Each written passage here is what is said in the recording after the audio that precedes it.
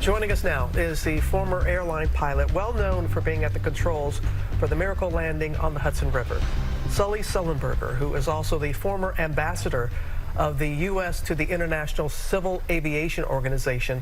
Ambassador, thank you for joining us this morning. I always enjoy seeing you, but I wish this time it was under different circumstances. I know that you have been following, you've been hearing the reports. Can you just give us your perspective on what you believe happened?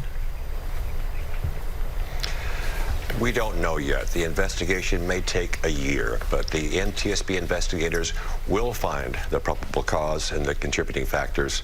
We will learn from it, and we will do what we always do after an accident, learn from it and improve our system, change for the better.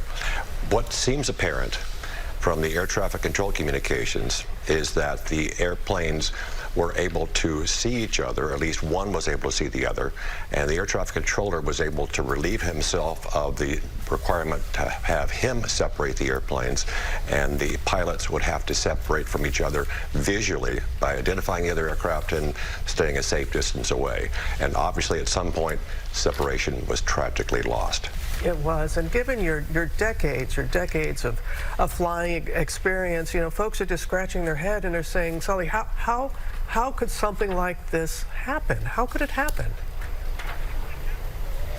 Well, we have to realize how many things have to go right every day for us to have this now ultra-safe transportation industry. You know, we have in this country, 10,000 flights a day, 10.2 million flights a year, and we operate them all safely. But it's hard. It's hard to have the diligence and the dedication to adhere to best practices on every minute of every hour of every day, every week, every month, every year for a decades-long aviation career. That's what's required. And any lapse could potentially be fatal, even though we have a lot of safety layers in there.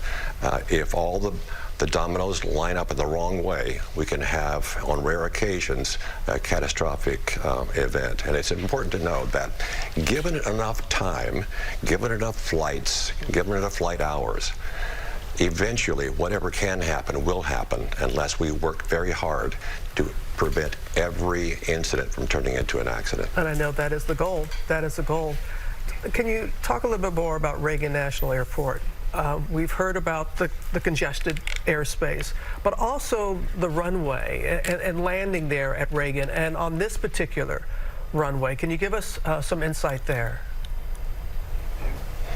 Yeah, it's a legacy airport built, a long time ago to different standards. Of course, it's been upgraded in certain ways, but it's landlocked, with the river on one side and civilization on the other.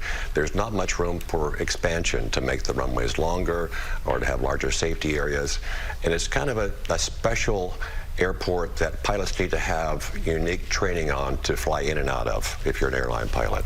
It's considered a special airport that requires a bit more study to operate there safely because of the short runways, because of the proximity of other airports, and because of the traffic level. It's a high traffic, high density area, and lots of different kinds of traffic that's mixed together. In this case, helicopters, fixed wing aircraft. And anytime you have a mix, it makes things more complex.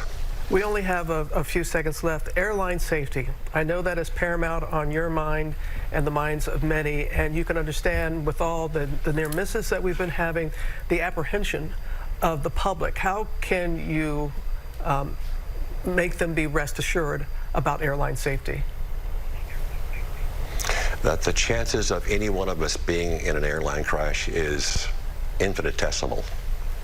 And that we have a lot of people who work very hard every day and are very dedicated to keep us safe. And we have thousands of people doing that every day. We just don't know who they all are. And we appreciate what you have done.